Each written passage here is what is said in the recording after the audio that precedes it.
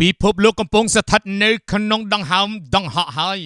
នៅពេលដែលមហាអំណាចសេដ្ឋកិច្ចទាំង6រួមកម្លាំងគ្នាដាក់អសន្នប័តចុងក្រោយទៅកាន់អឺរ៉ុបដើម្បីសង្គ្រោះសរសៃឈាមសេដ្ឋកិច្ចសកលតើភ្លើងសង្គ្រាមថាមពលនឹងឆាបឆេះ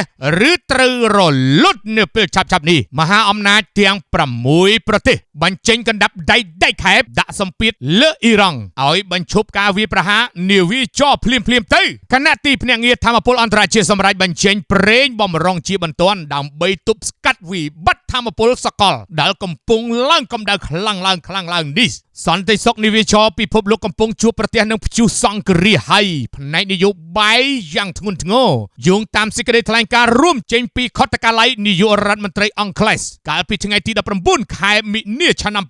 2026នេះសម្ព័ន្ធមិត្តមហាអំណាចយោធានិងសេដ្ឋកិច្ចទាំង6រួមមានចក្រភពអង់គ្លេសបារាំងអាល្លឺម៉ង់អ៊ីតាលីហូឡង់និងជប៉ុនបានសម្រេចចិត្តបោះជំហានរួមគ្នាដើម្បីថ្កោលទោសអ៊ីរ៉ង់ក្នុងកម្រិតអតិបរមាមិនធ្លាប់មានទេ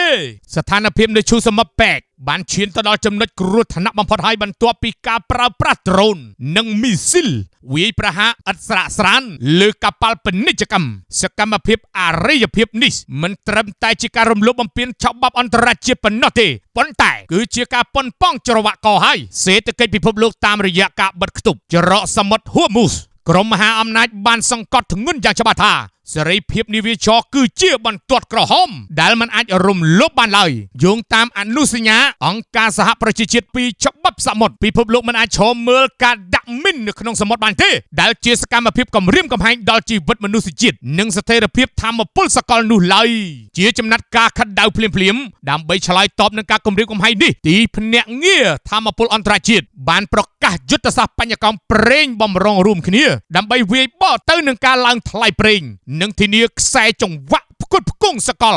នឹងមិនត្រូវកាត់ផ្ដាច់ដោយសារទង្វើរបស់អ៊ីរ៉ង់នោះឡើយសេចក្តីថ្លែងការណ៍រួមនេះគឺជាការប្រមានចុងក្រោយដែលមានទម្ងន់ខ្លាំងបំផុតហើយអ៊ីរ៉ង់ត្រូវតែជ្រើសរើសរវាងការគោរពតាមសេចក្តីសម្រេចរបស់ក្រុមប្រឹក្សាសន្តិសុខអង្គភាពសហប្រជាជាតិឬប្រឈមមុខនឹងផលវិបាកដែលមិនអាចប៉ាន់ស្មានបានទេ